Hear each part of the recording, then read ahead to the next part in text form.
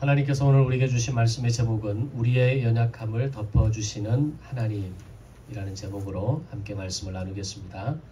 먼저 첫 번째 본문 함께 봉독하겠습니다. 창세기 12장 10절로 20절 말씀 시작. 그 땅에 기근이 들었으므로 아브라함이 애굽에 거류하려고 그리로 내려갔으니 이는 그 땅에 기근이 심하였음이라. 그가 애굽에 가까이 이르렀을 때에 그의 아내 사레에게 말하되 내가 알기에 그대는 아리따운 여인이라. 애굽 사람이 그대를 볼 때에 이르기를 이는 그의 아내라 하여 나는 죽이고 그대는 살리리니 원하건대 그대는 나의 누이라 하라. 그러면 내가 그대로 말미암아 안전하고 내 목숨이 그대로 말미암아 보존되리라 하니라.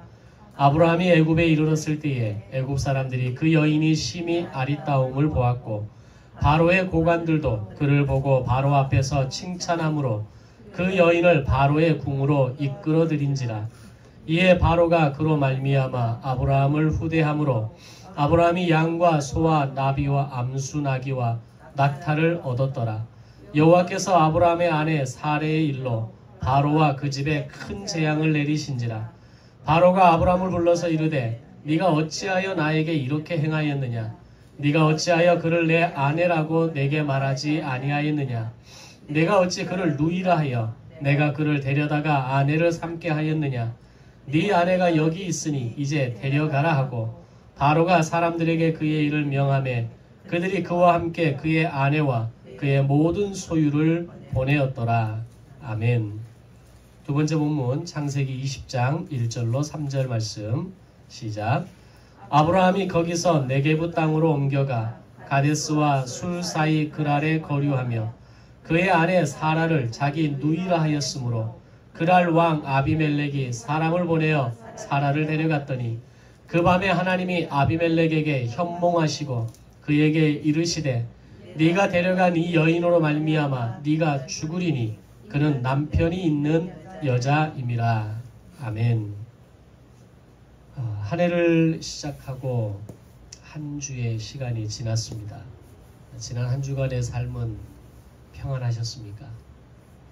작년까지 계속해서 이어져 왔던 개인과 또 가정과 직장에서의 문제들이 올해가 시작되면서 정리가 되고 해결이 되어지셨습니까?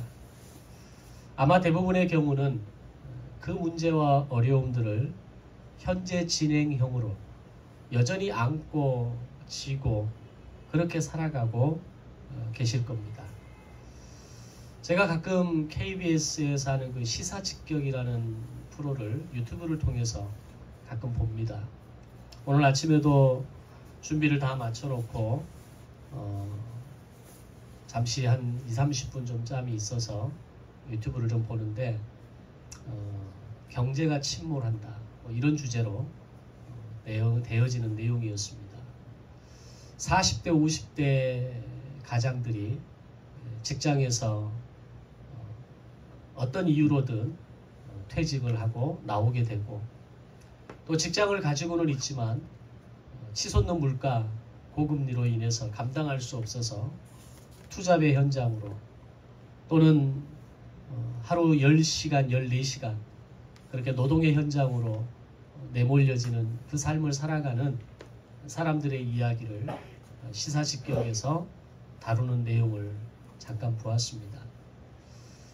그렇게 우리가 살아가는 이 세상, 지금 현재의 우리의 이 시대의 삶은 그렇게 매일매일의 삶이 힘들고 고단한 삶을 살고 있습니다.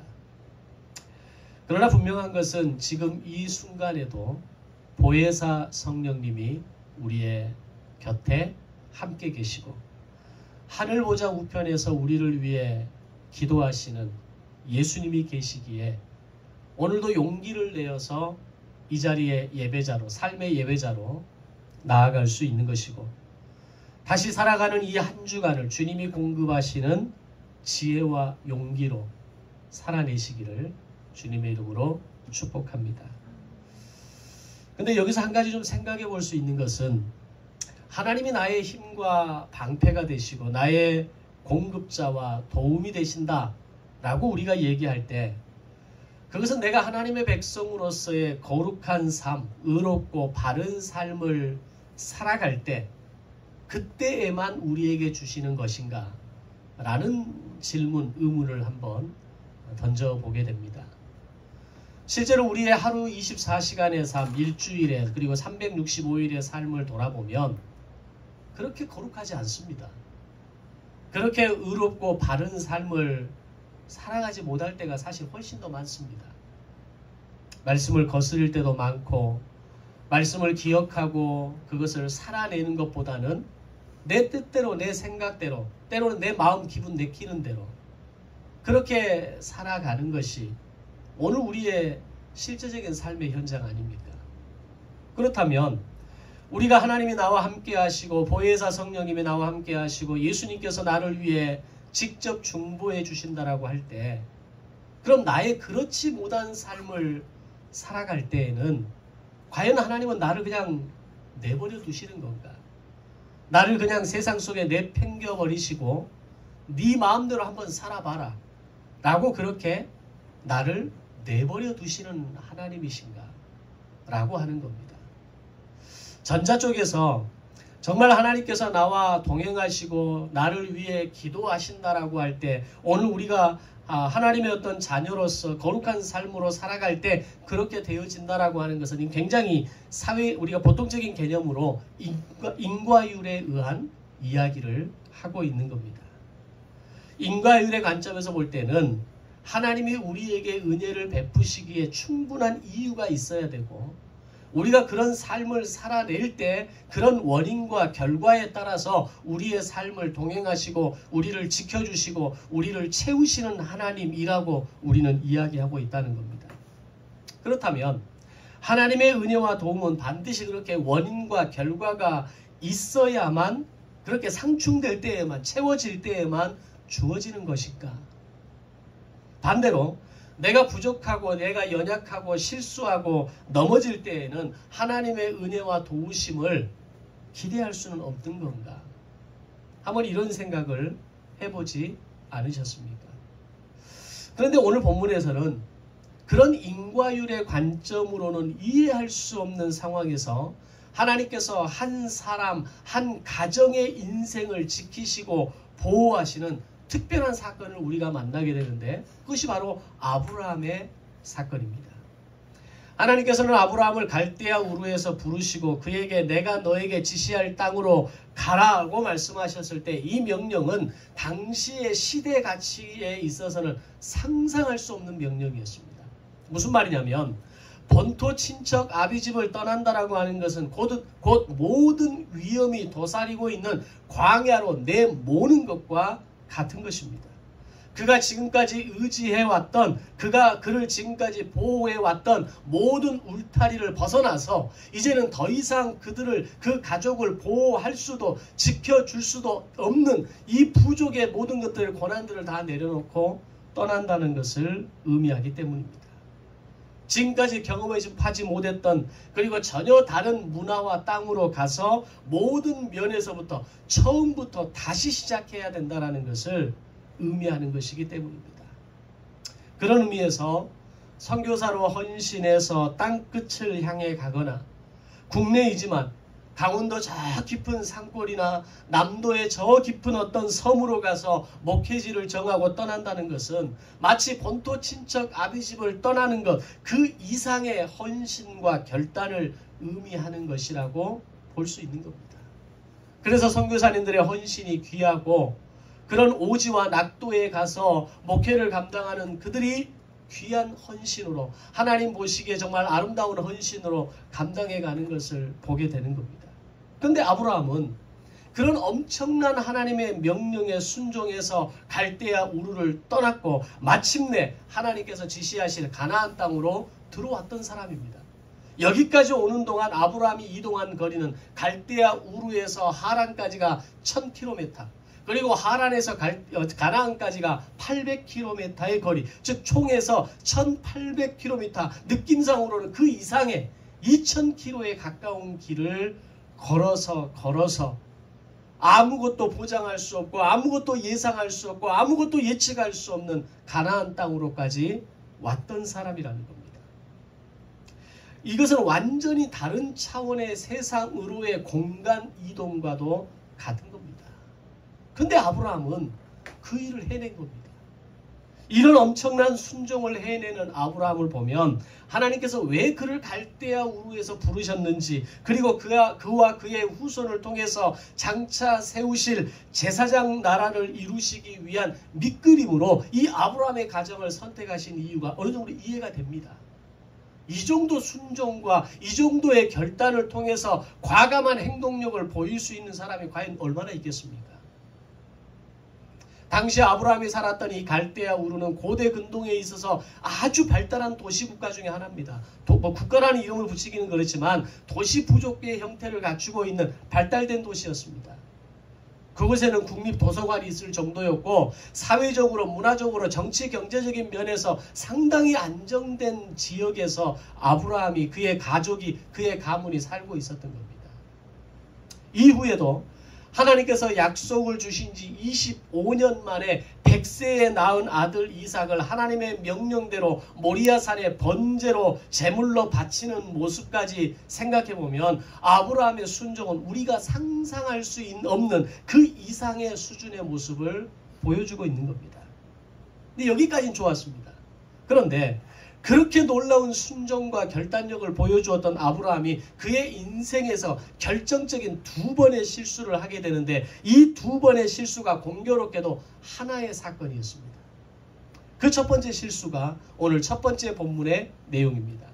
아브라함이 마침내 가나안 땅에 도착했을 때 그가 가장 먼저 한 일이면서 그가 그의 인생에 가장 잘한 일이 바로 제단을 쌓는 일이었습니다.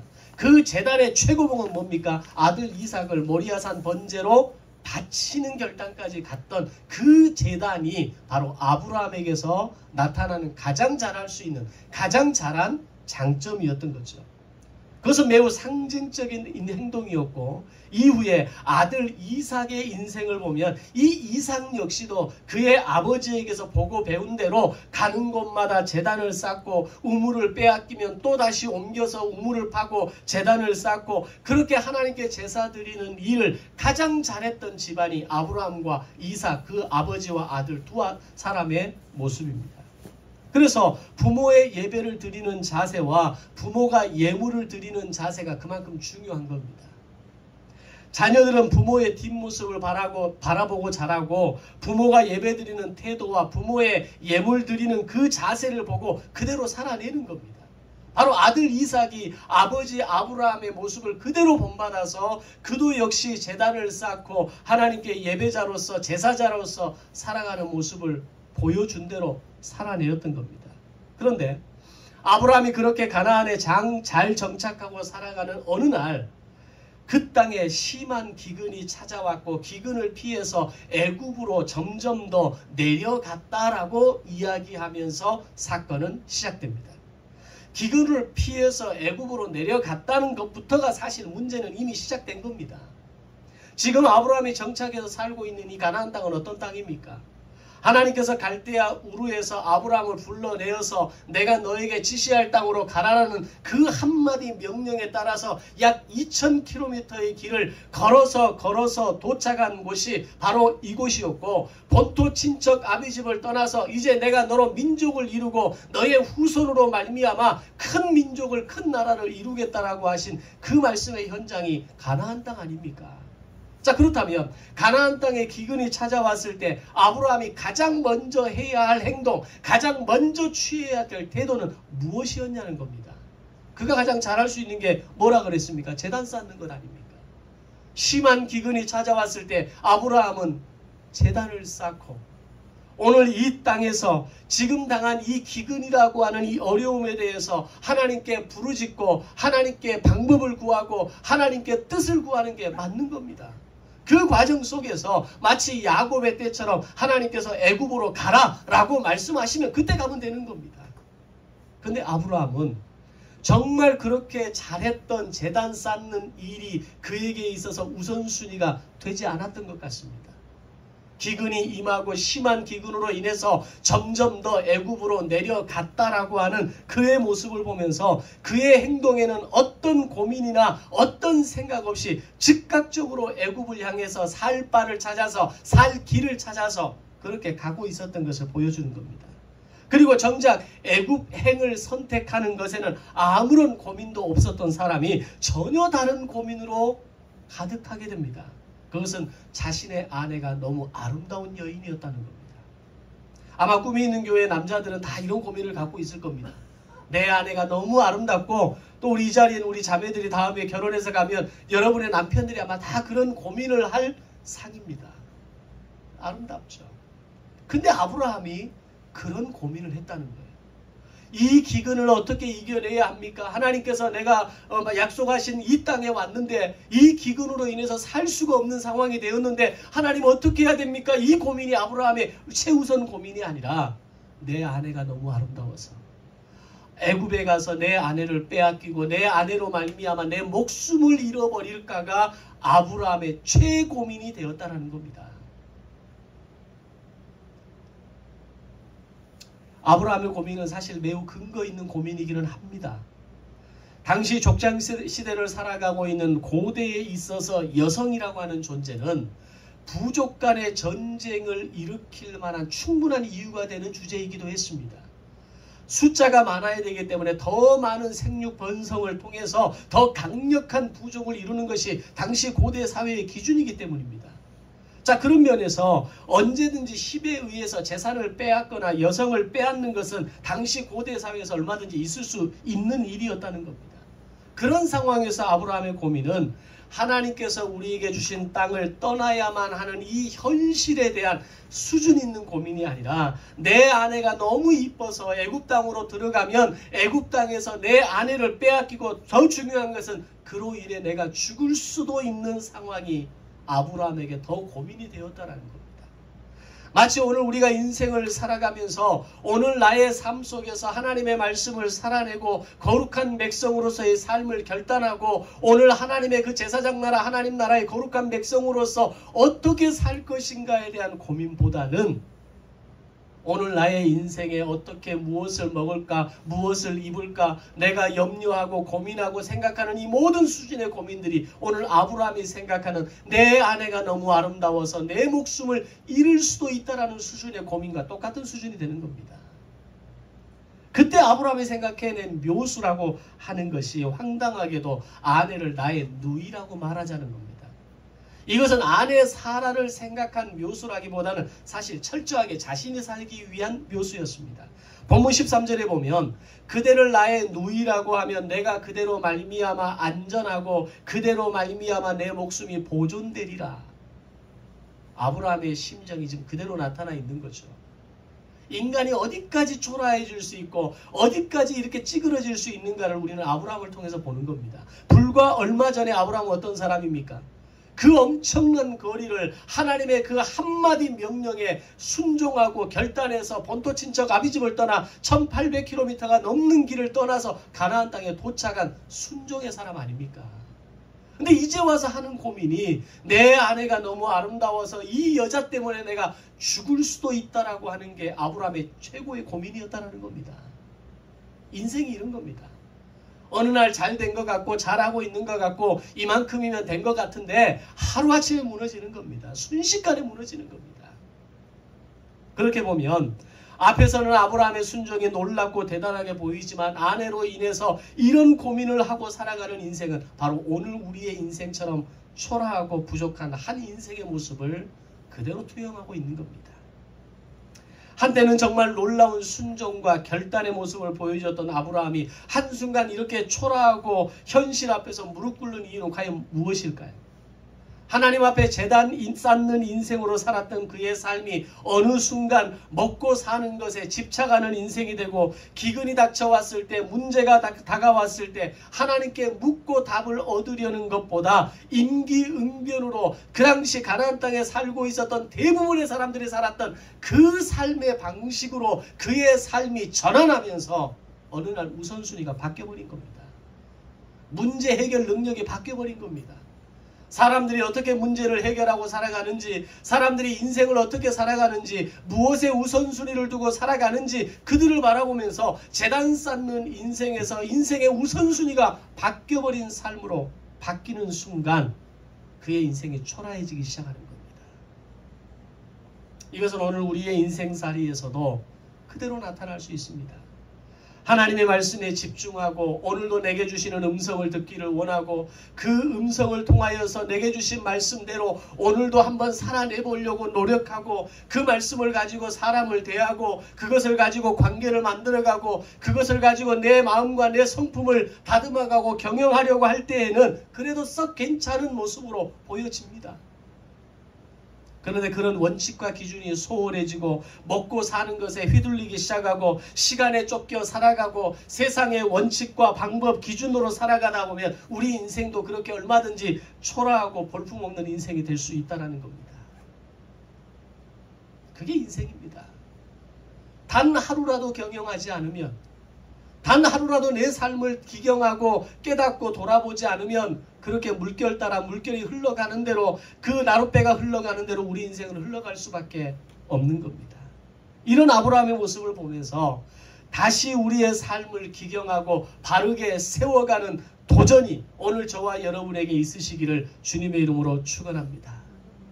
자, 그런데 문제는 이런 아브라함의 실수가 한 번으로 끝나는 게 아니었다는 겁니다. 오늘 두 번째 본문에 보면 약 20년이 지날 즈음에 다시 아브라함에게 그 가정 가운데 어려움이 다가오게 되는데 이번에도 아브라함의 선택은 하나님께 묻고 지금 여기서 하나님의 뜻을 먼저 구하고 지금의 이 어려움을 어떻게 극복해야 됩니까? 라고 묻는 것이 아니라 블레셋으로의 피난이었습니다.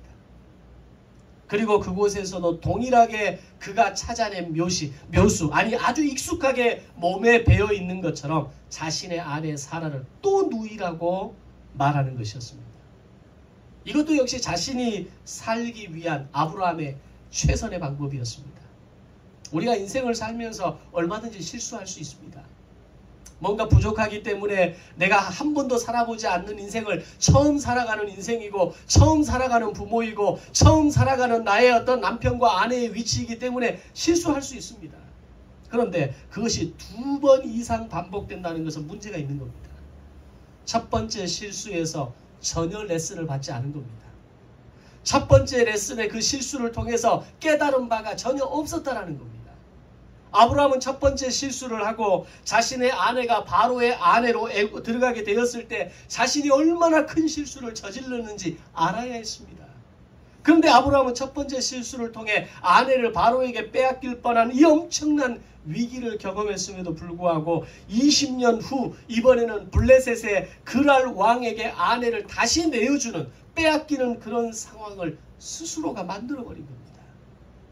부모가 부모로서의 믿음의 인생을 제대로 살아내지 못하고 편법으로 살아내고 임기응변으로 살아내고 기분 내키는 대로 살아가다 보면 어느 날 내 자녀의 인생 속에서도 그의 삶을, 그의 문제를, 인생의 위기를 직면하게 될 때 동일한 삶을 선택하고 살아가게 될 수밖에 없다는 겁니다.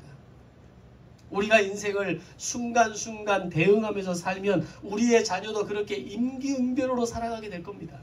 우리가 인생을 규모 없이 계획 없이 살아가면 우리의 자녀들도 그렇게 살아가게 되는 겁니다. 우리가 인생을 기도 없이 하나님께 묻지 않고 기분 내키는 대로 살아가면 우리의 자녀도 그렇게 살아갈 수 있다는 것을 우리는 알아야 합니다. 부모가 된 나부터 제대로 된 믿음의 인생, 규모 있고 경영하는 인생, 인생을 결단하는 부모님들이 되시기를 바랍니다. 다시 본론으로 돌아와서 그런데 이런 아브라함의 실수와 연약함 가운데 우리가 눈여겨봐야 할 것이 오늘 있습니다.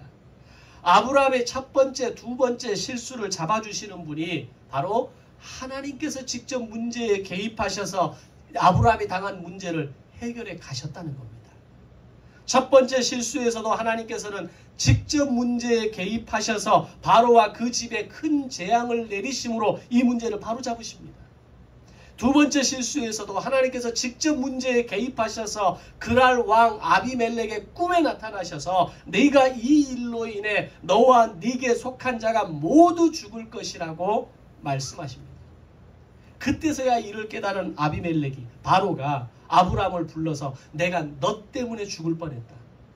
네가 한 그 거짓말 때문에 내가 죽음을 당하고 내 나라가 위기에 빠질 뻔했다라고 이야기하면서 모든 소유를 다 돌려주고 그 이상으로 채워주게 됩니다. 이 일로 인해서 아비멜렉의 태의 문을 닫으셨던 하나님께서 그의 아내와 후궁들을 치료하셔서 다시 출산할 수 있게 하셨다라고 성경은 기록합니다.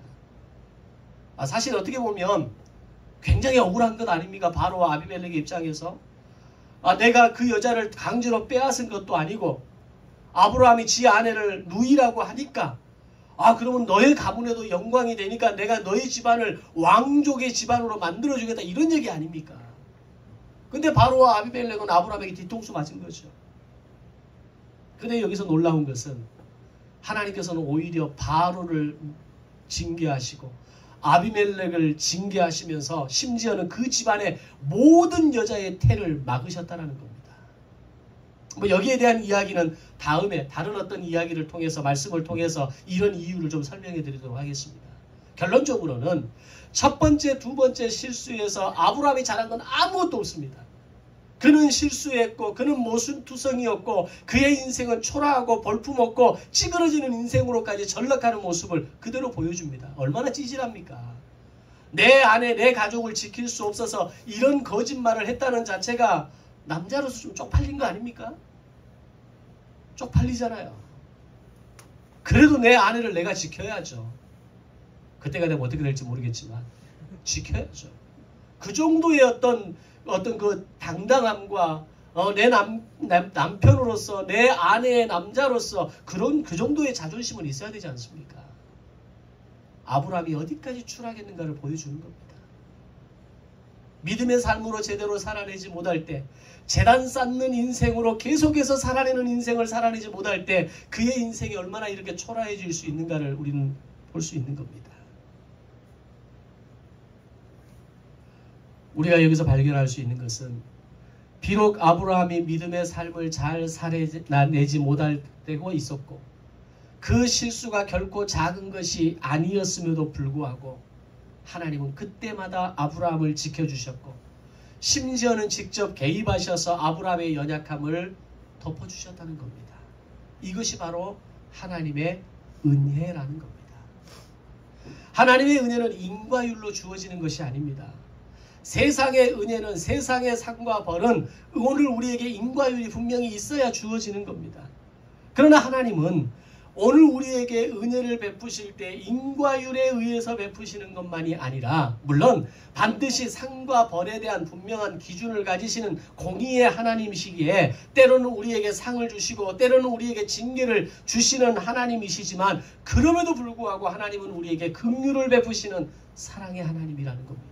심지어는 아무런 조건도 아무런 이유도 아무런 그럴 만한 어떤 이유도 설명할 수 없는 바로 그 상황에서조차도 하나님께서는 직접 나서셔서 오늘 우리의 인생의 연약함을 덮으시고 우리의 인생의 연약함을 끌어안으시고 우리를 해결하시고 우리의 문제를 해결하시는 하나님의 은혜를 우리는 보게 되는 겁니다.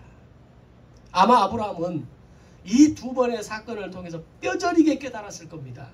나의 안전은 하나님께서 책임져 주시는구나. 내가 그렇게 못나고 내가 그렇게 부족하고 내가 그 어떤 이유로도 나에게 은혜 주십시오라고 말할 수 없는 그 상황임에도 불구하고 나의 안전을 책임지시는 분, 나에게 은혜를 주시는 분, 나의 인생을 보호하시고 아끼시고 지키시는 분이 하나님이시라는 것을 아브라함은 철저하게 깨닫는 겁니다. 어쩌면 이런 믿음의 바탕이, 어쩌면 이런 경험이 이후에 모리아산 번제로 하나님의 친구가 된 아브라함의 모습으로까지 만들어지지 않았겠습니까? 그러나 어쨌든 지금 이 순간만큼은 아브라함은 그런 하나님의 은혜를 받을 만한 자격이 없는 겁니다. 그런데도 하나님은 그를 지켜주시고 그를 보호하시는 하나님, 그를 안전하게 지켜주시는 하나님으로 다가오신 겁니다. 아마 지금까지는 내가 잘해서, 내가 상황 대처 능력이 빨라서, 내가 지혜로워서 지금 이 위기들을 극복하고 여기까지 올 수 있었다라고 생각했을 수도 있습니다. 또는 어쩌면 지난 갈대아 우르에서 하란을 거쳐 가나안까지 약 2000km에 가까운 그의 이동은 그의 인생에 있어서 굉장한 프라이드로 작용했을 거라고 생각합니다. 아, 내가 그렇게 여기까지 온 거야. 그렇게 하나님께서 말씀하실 때 갈대아 우르를 떠나서 그 발달한 도시에서 이 황량하고 척박한 광야가 있는 가나안 땅으로 올 수 있는 사람이 누가 있었겠어? 나니까 그렇게 할 수 있는 거야. 우리가 인생을 살면서도 이런 자만이 얼마든지 다가올 수 있습니다. 나니까, 나여서 여기까지 올 수 있는 거야. 나의 지혜와 나의 능력과 나의 어떤 그 신속함과 나의 민첩함이 오늘 나의 성공을 만든 거야. 나의 근성이, 나의 끈기가, 나의 인내가 오늘 나를 이렇게 만든 거야. 근데 그것이 우리의 신앙의 아킬레스건이 될 수 있다는 것을 우리는 알아야 합니다. 내가 잘나서, 내가 잘해서, 내가 능력이 있고, 내가 끈기가 있고, 내가 인내가 있고, 내가 성실해서 지금 나의 이 모습이 있는 것이 아니라 이 모든 것이 전적인 하나님의 은혜였다라고 말할 수 있는 지혜가 오늘 저와 여러분에게 있으시기를 바랍니다. 인생을 살면서 그런 경험을 한번 찾아서 떠올려 보십시오. 내가 도저히 피할 길이 없었고 문제를 해결할 방법이 없었고 정말 인생의 길이 막막한 어떤 상황에 처했을 때에 극적으로 문제가 해결되고 피할 수 없었던 그 상황에서 피할 수 있게 되어지고 더 이상 전진할 수 없었던 상황에서 문제를 뚫고 돌파할 수 있었던 그 인생의 시간 있지 않았습니까? 그것은 바로 나의 안전을 책임지시는 하나님의 은혜가 있었기 때문에 가능한 겁니다. 말씀을 준비하면서 지난 12년 동안의 개척 이후의 시간들을 보면서 그때 하나님이 정말 함께 하시지 않았다면 어떻게 됐을까? 그때 그 순간, 극적인 그 순간에 하나님께서 도움의 손길을 나에게 펼쳐 보여주지 않으셨다면 과연 나는 어떻게 됐을까? 이런 순간이 한두 번이 아닙니다. 오늘 여러분의 인생에서도 오늘 여러분의 삶을 돌아볼 때에 내가 아무것도 잘난 것 없고 잘한 것 없고 할 수 있는 힘마저도 능력도 그 어떤 것도 내세울 수 없는 그 막막한 순간에 그것을 벗어나셨습니까? 그것을 통과하셨습니까? 그것은 하나님의 은혜입니다. 아브라함이 경험했던 하나님의 은혜. 그것은 과연 오늘까지만이었을까요? 지금까지 여러분 살아온 과거의 시간 속에서만 존재하는 시간일까요? 그렇지 않습니다. 우리는 2023년을 살아가면서 앞으로도 약 1년 360일 정도가 남은 이 시간 가운데에서 끊임없이 많은 어려움들을 경험하고 아브라함이 당면한 심한 기근을 만나기도 할 것이고 도대체 어디서부터 문제를 풀어가야 할지 모르는 그 복잡하게 얽힌 매듭과도 같은 문제를 우리는 경험하게 될 것입니다. 그때 어떻게 해야 됩니까? 하나님, 나에게 은혜와 긍휼을 베풀어 주시옵소서. 비록 내가 실수하고 내가 연약하고 내가 넘어지는 인생처럼 보이지만 하나님 오늘도 나를 향한 도움의 손길을 거두지 마시옵소서. 하나님께 부르짖고 나아가는 겁니다. 심지어는 부르짖을 수 없는 상황에서조차도 심지어는 그 상황조차도 인지하지 못하는 상황에서 내 아내가 아름다웠기 때문에 고민이라고 말하는 그 무지한 상황에서조차도 하나님은 여러분을 향한 그 도움의 손길을 절대로 멈추지 않으실 것입니다. 왜냐하면 오늘 우리는 하나님의 선택한 구원의 백성이기 때문입니다. 하나님은 그 구원의 약속을 이루시기 위해서 지금도 신실하게 그 약속을 이루어 가시고 그 약속을 이루기 위해서 우리를 지키시고 보호하시고 우리의 연약함을 덮어주시기 때문입니다. 어렵고 힘든 인생 2023년은 더 경제적으로 어려울 거다라고 계속해서 매체들은 이야기합니다. 어디에 소망을 둘 수 있습니까? 어디에 희망을 둘 수 있습니까?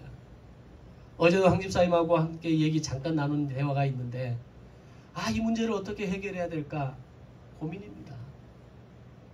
그러나 우리가 할 수 있는 고민의 최선은 뭡니까? 다시 하나님께 맡기고 나아가는 거죠. 지금까지 피할 길을 내시고 문제들을 해결해 가시고 내가 도저히 손댈 수 없는 문제들마저도 하나님께서 풀어가셨던 것처럼 하나님 꿈이 있는 교회에 은혜를 주시고 오늘 저의 인생에 은혜를 주시고 오늘 우리 사랑하는 자녀들과 우리의 모든 성도들에게 은혜 주옵소서. 그것이 우리가 할 수 있는 기도의 최선 아닐까요? 힘들고 어려운 시간이 되겠지만 2023년도도 우리의 연약함을 덮으시는 하나님, 우리와 동행하시고 우리에게 은혜와 도움의 손길을 베푸시는 하나님, 그 하나님을 바라보면서 나아가시는 꿈이 있는 교회 성도들이 되시기를 주님의 이름으로 축원합니다.